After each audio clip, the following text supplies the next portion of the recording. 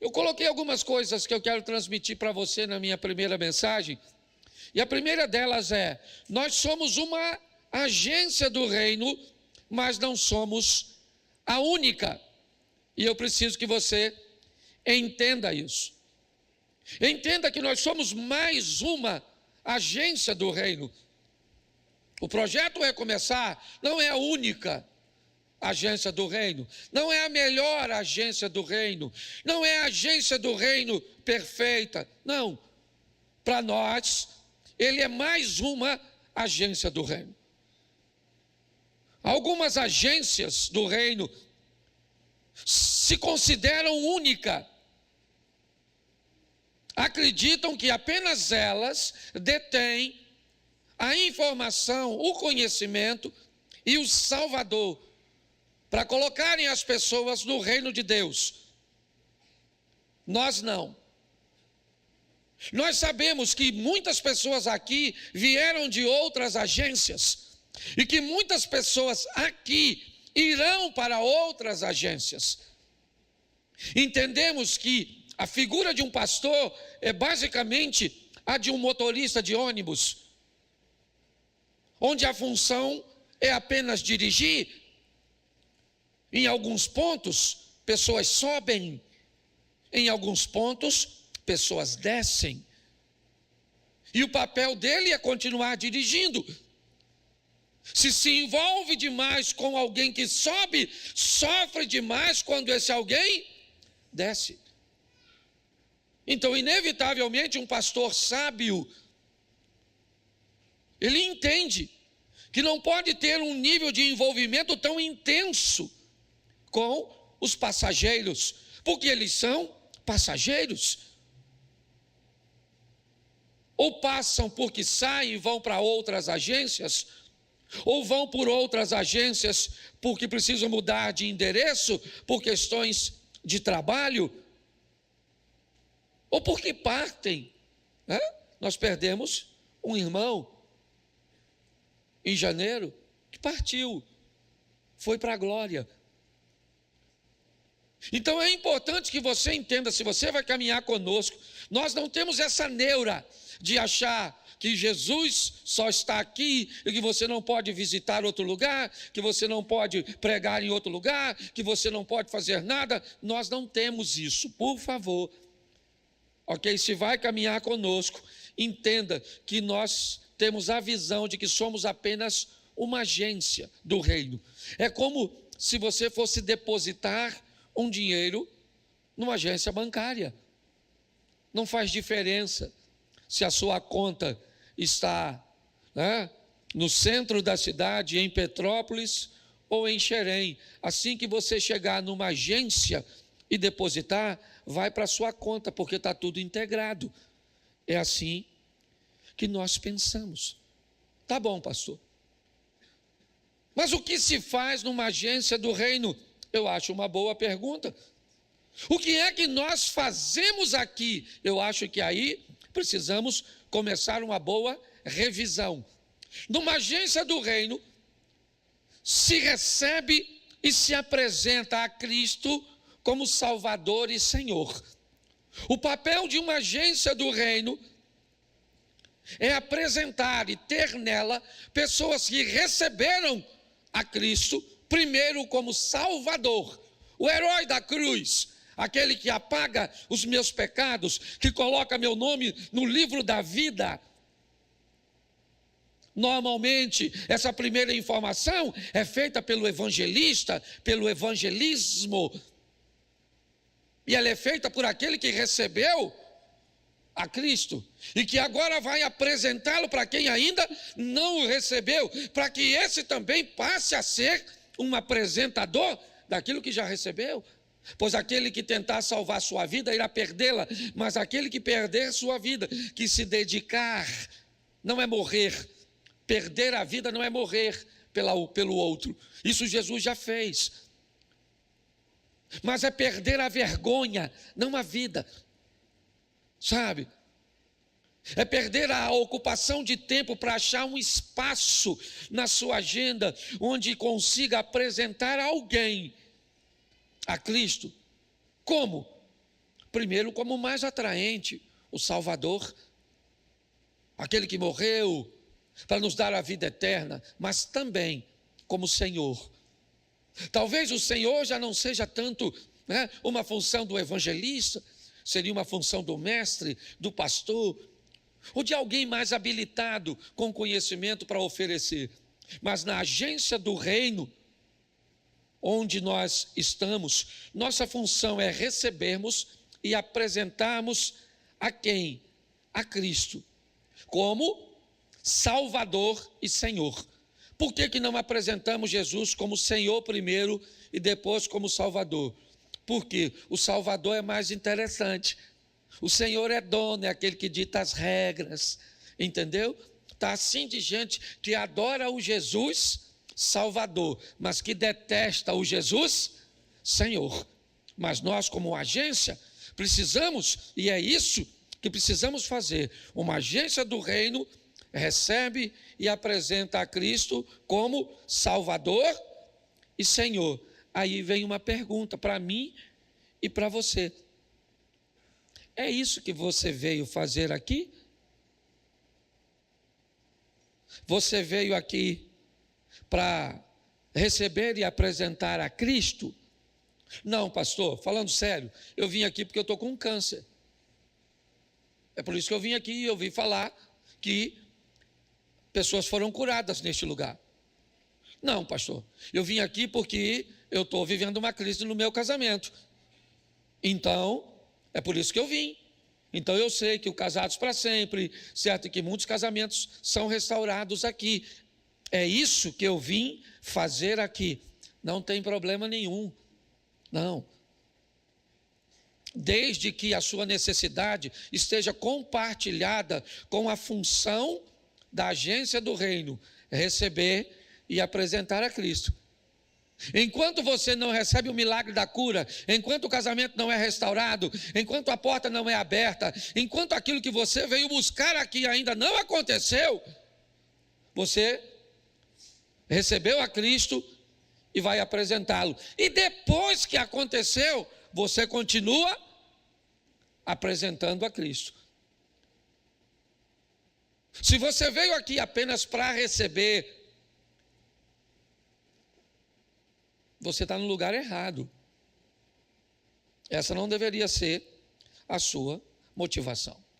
Outra coisa que precisamos rever e entender de forma bem clara, aqui nessa igreja, Jesus é único e suficiente Salvador. Aqui nessa igreja, 1 Timóteo, capítulo 2, verso 5, que diz assim: porque há um só Deus e não dois, há um só mediador entre Deus e o homem, certo? E os homens, e ele é Jesus Cristo, homem. Entendeu? Quer caminhar conosco? Maria nunca vai chegar perto da posição que ocupa Cristo, como mediadora. Aqui não. Você está entendendo? Para nós aqui, que é caminhar conosco, Jesus é único e suficiente, é o que a Bíblia diz. Respeitamos, certo?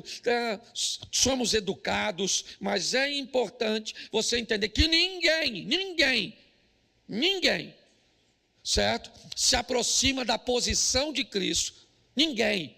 Não vem com gente do, né, adventista, não vem com mormons, não vem com testemunha de Jeová, não venha com ninguém que tenha eleito, não venha com o islamismo, não venha com ninguém que tenha elegido alguém a um patamar que nós só colocamos a Cristo.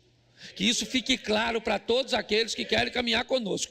Aqui, nessa agência do reino, Jesus é único e suficiente, e ninguém se aproxima, ninguém.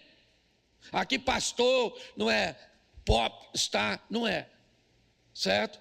Não tem essa história. Às vezes você pode ver, o pastor lá da sua igreja é famoso uma ova, certo? Não tem esse negócio não, certo? Aqui é Jesus e é Jesus. Você está entendendo?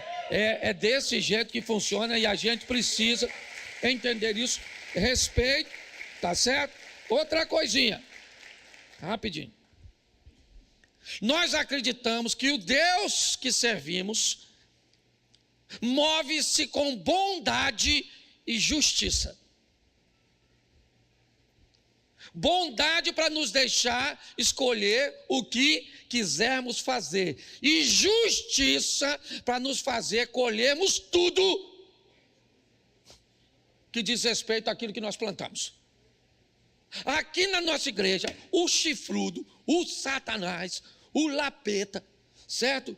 Não, é lapeta, não é capeta, porque quando você chama capeta, ele vem para cá. Ou você fala lapeta, ele vai para lá. Então, nunca chame capeta, tá certo? Por isso que eu falo lapeta. Lapeta, deixa o peta lá.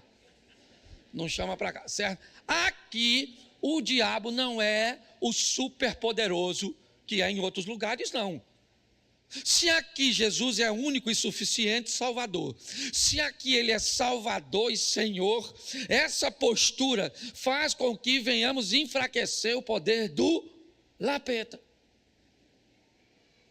Tem lugar que tudo que acontece é o Satanás. O som fala, nossa, ó o inimigo. Eu estava no evento, eu posso falar porque é amigo, e se vazar, porque... Eu estava no evento, caiu uma coluna. Mary estava comigo. Estavam pregando, caiu uma coluna. Pô, essas colunas leves, não era pesada não. Acho que era de fibra, mas é grandona, igual que a coluna romana. Devia ter, sei lá, uns 4, 5 metros. Caiu assim dentro da igreja, mas não acertou ninguém não. E aí depois o cara falou comigo assim, viu como é que o diabo estava furioso? Derrubou a coluna.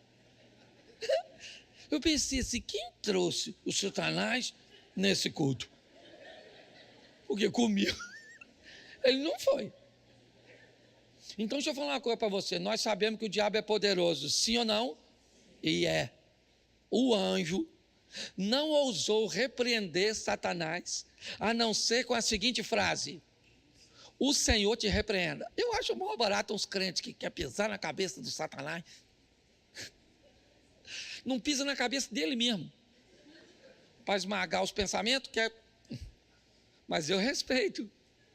Então deixa eu falar uma coisa para você, aqui o diabo não é o superpoderoso, porque aqui nós acreditamos, quando eu digo aqui, não é aqui assim não, é aqui, na nossa vida, porque não dá para estabelecer um todo. Tem gente aqui que dá mole para o chifrudo. Abre a porta, o Satanás entra. Ah, pastor. Para de empoderar. Então, aqui nós acreditamos que o que você fizer, você vai ter que encontrar com esse negócio lá na frente. Porque Deus é justo. Ele é bom, mas Ele é justo. Amém? Aí vem outra coisa que me chamou a atenção na minha revisão. Qual era a característica de Cristo que o destacava dos demais? Os evangelhos dizem que apareceram outros Cristos antes do Cristo, dizendo que eram Cristo. Eram bons pregadores, foram capazes de reunir alguns grupos de pessoas, fizeram também movimentos. Esse era um assunto muito discutido entre os religiosos, os fariseus daquela época, questionando a veracidade de Cristo. Me parece que havia homens bem mais preparados no discurso do que o próprio Jesus. Mas o que destacava Jesus é algo que talvez não seja um destaque da nossa igreja e vale a pena avaliarmos isso. O que se destacava no ministério de Jesus era a preocupação com o próximo. Era isso que fazia diferença. A maneira com que Jesus oferecia atenção ao próximo, a maneira que ele enfatizou a preocupação com pessoas que não tinham proteção, como órfãos, viúvas, doentes, possessos, sem esperança. Era isso que marcava o ministério de Jesus. Aí eu comecei a me perguntar se a preocupação com o próximo é uma preocupação do ministério cujo qual eu sou pastor. Ajudamos? Sim. Investimos em pessoas? Sim. Mas eu não lembro de ter dito isso para vocês durante todo esse período que eu pastoreio. Eu gostaria que você revisse isso com muito carinho. Qual é a preocupação que você tem com as pessoas necessitadas próximas a você? Você é capaz de, antes de ajudar alguém, estabelecer um modelo mental que consiga destacar o necessitado do aproveitador? Porque eu conheço muita gente que não quer ajudar mais ninguém, porque misturou necessitado com aproveitador, e ajudou gente que era aproveitadora, ficou tão entristecido com isso, de ter sido enganado, de alguém ter abusado de você, que isso acabou anestesiando você, e hoje você não quer mais ajudar a ninguém. E aí eu vou fechar com 2 momentos da vida de Jesus, que serve de grande alerta para todos nós. 2 momentos só: batismo e morte. Preste atenção o que acontece no batismo e na morte. Dá para colocar na tela para mim? Mateus, capítulo 4, verso de número 2.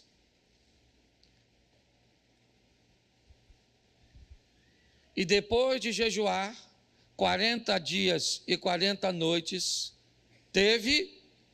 ele teve isso. Verso 3. Então o tentador, aproximando-se, disse a Jesus: se você é o Filho de Deus, mande que essas pedras se transformem em pães. Verso de número 6.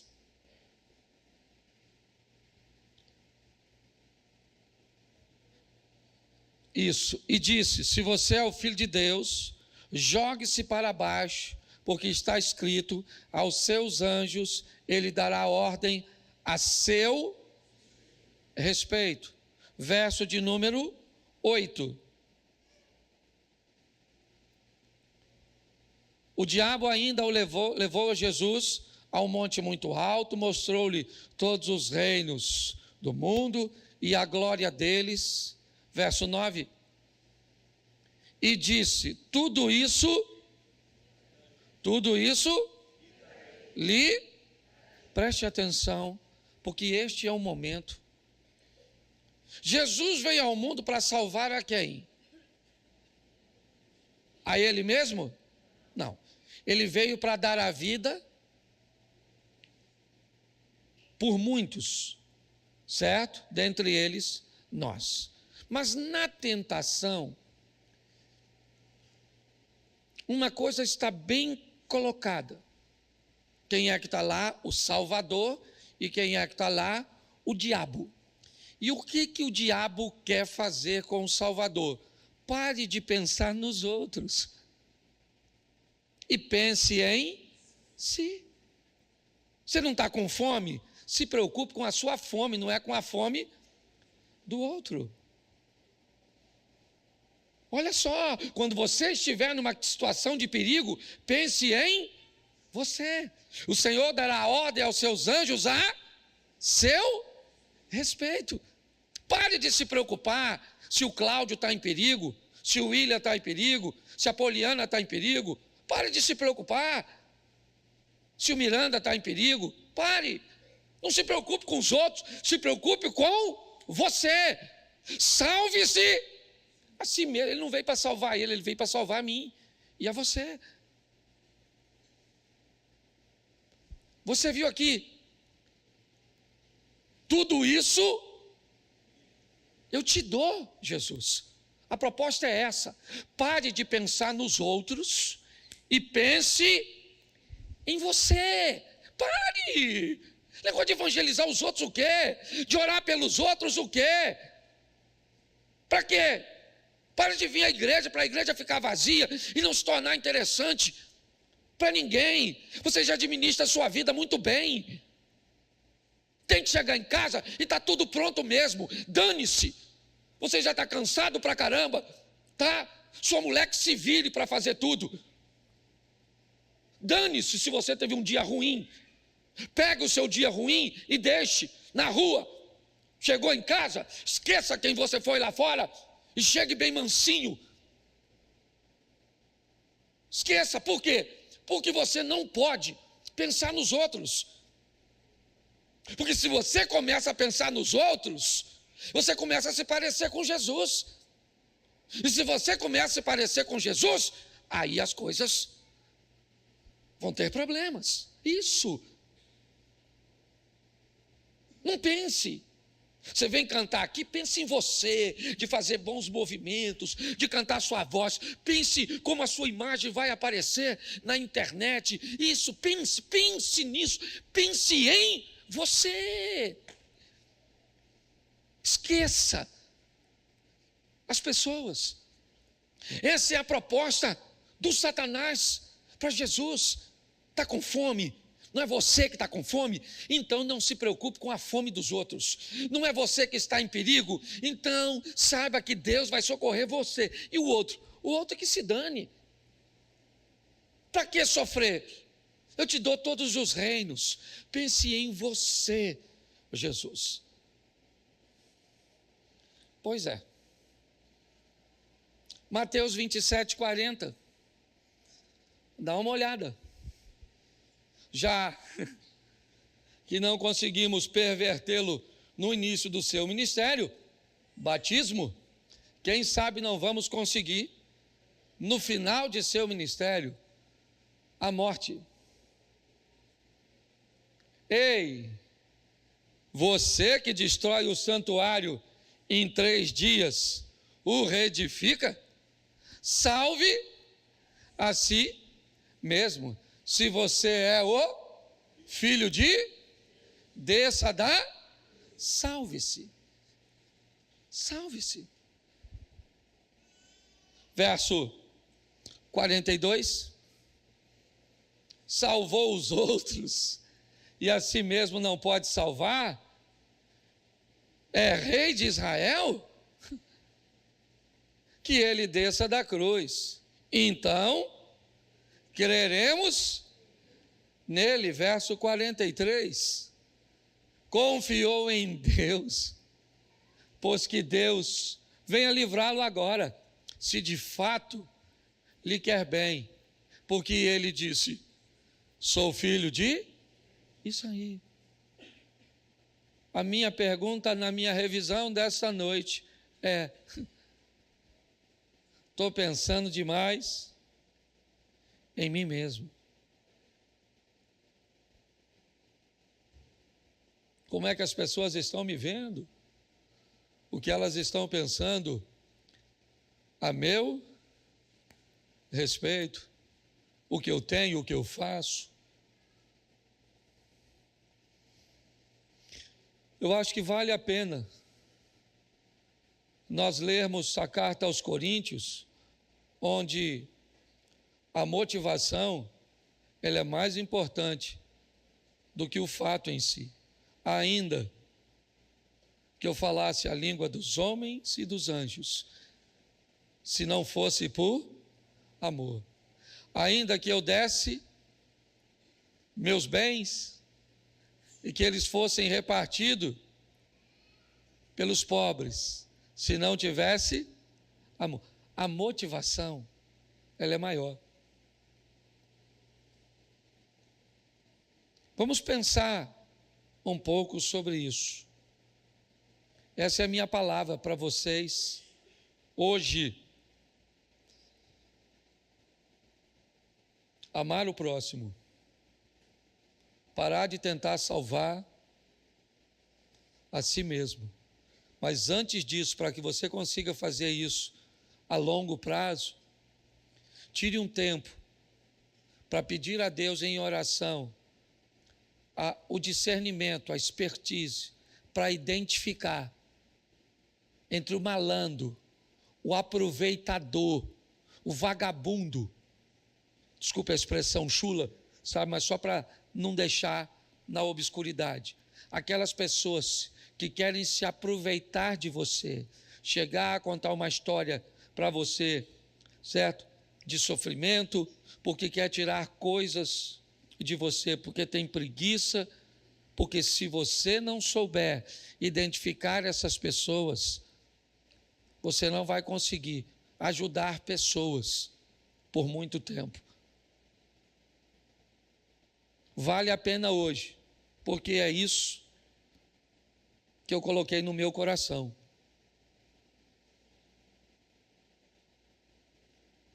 E eu sei que eu precisava fazer isso porque eu não tinha conversado com vocês a respeito disso. Talvez por isso, às vezes a gente tem, ou tenhamos, perdão, alguns problemas familiares, porque estamos sempre pensando em nós. Alguns problemas no ambiente corporativo,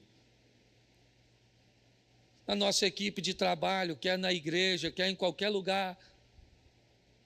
Porque sempre sou eu. Eu nunca penso em ninguém. Eu sempre penso em mim. E se eu só penso em mim, aí fica difícil de me parecer com Cristo.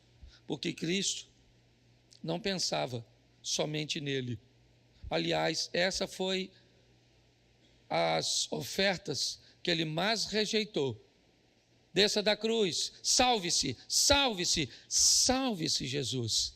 Ele disse, não, eu não vim salvar a mim mesmo, eu vim salvar os outros.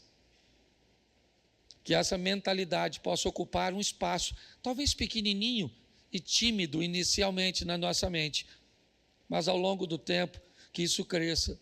Pastor, o que o senhor está querendo dizer? Para eu finalizar, é simples. Sentou na igreja do lado de alguém, não interessa se Deus te mostrou, se não te mostrou, se você teve, não interessa.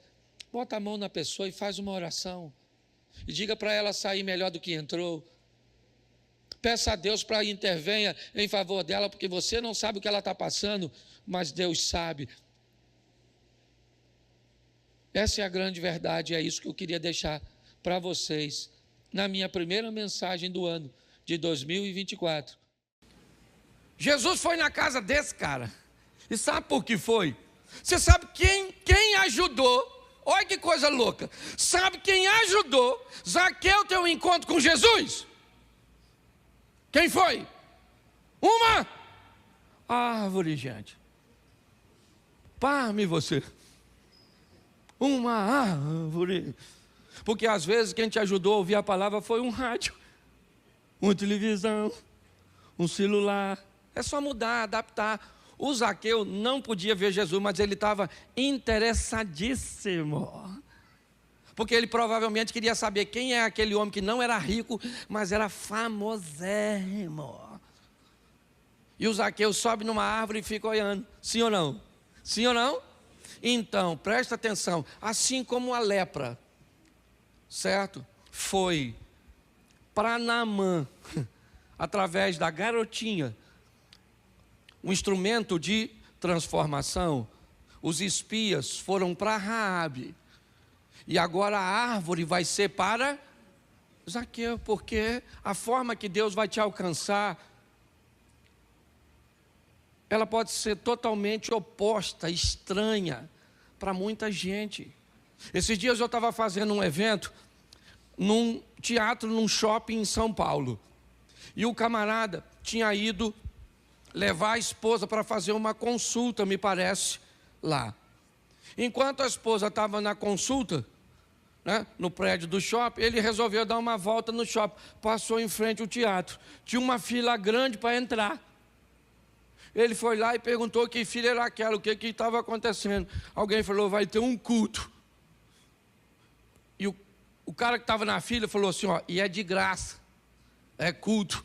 Ele falou, então não estou com tempo livre mesmo, não tem nada para fazer. Se eu sou Deus, eu falo, então não entra. Assim não serve. Poxa, tinha que ser com propósito. Não, Deus falou, deixa ele. Ele entrou, sentou, o louvor cantou, eu preguei, no final ele levantou a mão e entrou só porque estava sem tempo. E Jesus deu logo uma mãozada nele. E o diabo ficou chupando o dedo. Então, cuidado com os modelos. Você está aqui, Deus está aqui, amém? E Ele quer falar com você. Como? Do jeito que Ele quiser. Às vezes não vai falar no culto todo. Na hora que você for embora, alguém te dá um abraço e Deus fala, olha eu aí te abraçando. E eu preguei aqui, o louvor cantou, todo mundo fez isso. E você nem escutou nada. Aí lá fora, num bracinho, você fala, nossa, eu já amei esse culto. Aí eu te pergunto, o que você mais gostou, a palavra? Eu falo, não, um abraço. De quem? Eu falo, não sei nem de quem é. De um desconhecido. Porque ele fala com você do jeito que ele... Aqui, ele usa uma árvore para dar condições ao pequenino Zaqueu de enxergar Jesus. E Jesus diz para ele, hoje me convém ir para a sua... Olha Jesus indo para casa. Olha que maravilha. Sempre casa. A casa da Raabe, a casa do... né? Na casa do... Naamã e agora na casa do... Isso aí, já vai ser na sua casa, quer ver? Aproximadamente 9.000 anos depois, os dois filhos desse cara, pelo menos os dois descendentes dele, são os mais ricos da face da terra. Judeus, descendentes de Isaac, eu vou mostrar a você, e árabes, descendentes de Ismael. Segura essa. Se continuar do jeito que está, a Europa já será toda muçulmana. Porque enquanto o europeu tem 1, 2 filhos nenhum, eles chegaram lá e estão tendo de 5 a 7. Já tem país que não muda mais, você sabe que há um índice que mostra tudo isso. Mas aí eu comecei a me perguntar, eu falei, cara, que pai é esse? Que pai é esse que pega seus 2 filhos e consegue colocar seus 2 filhos numa classe, primeiro, 2 monoteístas, que só adoram um Deus, que no fundo acaba sendo o mesmo, porque Jeová, certo? É o mesmo Alá, só visão distorcida, né? De um para o outro.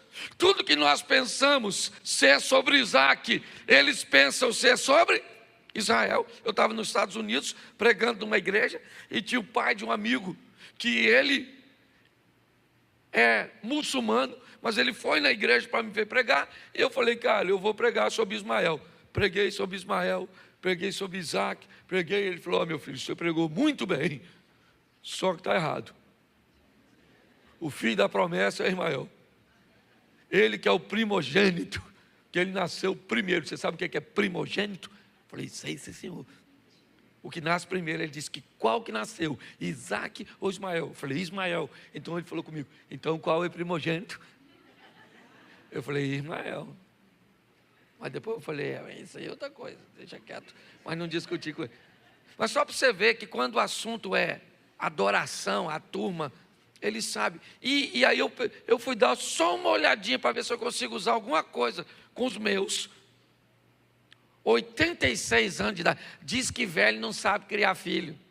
Abraão é uma lição. Você já ouviu falar isso? Que casal velho não deve ter filho porque fica bobo. Os meninos fazem dele gato e sapato. Conhece alguém? Pois é, Abraão é uma lição para esses troços. Certo? Então preste atenção. O que fez desse cara obter sucesso com seus filhos? Isso aqui para mim foi libertador. Coloca para mim Gênesis, capítulo 17, verso 20. Olha só. E quanto a Ismael, também te tenho, eis aqui o tenho, e falo-ei, multiplicar grandissimamente, 12 gerará, e dele farei. Você sabe quem está falando isso? E quanto a Ismael, isso é um bate-papo entre Abraão e quem? E o que Deus disse no início do texto? E quanto a Ismael, também te tenho. Escute só. Olha só. Você sabe por que o filho desse cara é um sucesso? Porque o tempo inteiro esse camarada aqui falava com Deus a respeito do filho. Você está entendendo? Não interessa como teu filho esteja, não interessa onde ele esteja, não interessa o que as pessoas falem a respeito dele. Pai, nunca pare de falar a respeito de seu filho com Deus. Entendeu? Seu filho está louco, usa droga, está esquisito, está não sei o quê. Seja ele menino ou menina, você tem que estar lá como pai. Parece que isso é obrigação de mãe só. Mãe que tem que orar, ora por esse menino, ora por esse menino. Não, você que é pai, você tem que ir lá, entrar no quarto dele. Não precisa entrar quando ele está. Pega aqui um pouquinho a vez de um óleo ungido. Ou então pega o óleo lá na sua casa e ora. Entra lá no quarto dos seus filhos, pai. Aquela figura paterna, macho. Talvez nem tanto. Entra lá, pega um óleo, passa no travesseiro e fala: Senhor, aqui vai deitar aquele menino. O senhor sabe o que passa na cabeça daquele garoto. Doido de pedra, mas é meu. Essa menina minha esquisita, não sai do quarto. Parece, não é? Isso. Ele está dizendo, Deus está falando com ele: não se preocupe com Ismael, porque eu também tenho te ouvido. Isaac, tá certo? Vai ser extraordinário, mas esse camarada aqui também é fantástico. Quando nós olhamos, e um dos motivos pelos quais, está aí, ó, também tenho te ouvido. Abraão, tudo que você falou comigo, toda a sua preocupação, tudo isso, está tudo certinho, fica tranquilo, porque eu vou botar para quebrar na vida do... Ele viu, sim ou não? Ele viu o Abraão? Não, Abraão morreu. Não viu o que aconteceu. Mas se Deus prometeu, Ele vai cumprir, querido. Nossos filhos são herança do... É isso aí mesmo. Nós não criamos filho para ir para o inferno. Tem época que parece que eles ficam meio doidos, nós já ficamos uma época. Você na época de colégio, lembra? Quem puxava as coisas assim, ó, para a mulher, quando vinha atravessando a rua, pensar que era cobra, levanta a mão. Aí. Apertava a campainha, porque isso eram os nossos pecados. Nossas bagunças era essa, é ou não é? Apertava o quê? A campainha, e ó, corria, sim ou não? Sim. Nós fomos numa palestra, vimos o cara falar que comprou 15 suco para jogar na caixa d'água da escola. Esse já era um estágio mais avançado. Alguém queria fazer mal para um número maior de gente, ou não é? Mas não. Nossos filhos, nós também já fomos terríveis, sim ou não? Só que eram uns terríveis diferentes. Hoje os meninos... Nós éramos terríveis estilo Roberto Carlos. Eles hoje são estilo The Walking Dead. É, não é? É uma versão atualizada. Os meninos meio zumbizão. É assim que funciona, esquisitão. Mas são nossos. E são amados, amém? Então nós temos que orar, está aí. O camarada orava e falava: Senhor, abençoa os meus. Eu quero que os pais fiquem de pé agora. Esse negócio de só falar, chega em casa você não faz. Ah, fica em pé aí agora, onde você está. Levanta a mão em direção à sua casa. Sua casa aí, onde é a casa? A minha está para lá ali, ó. Isso. Diga comigo, homens: eu abençoo a minha casa, o meu casamento e os meus filhos. Eles são herança do Senhor. E nenhum deles vão se perder. Em nome de Jesus. Amém. É isso aí, está ligado?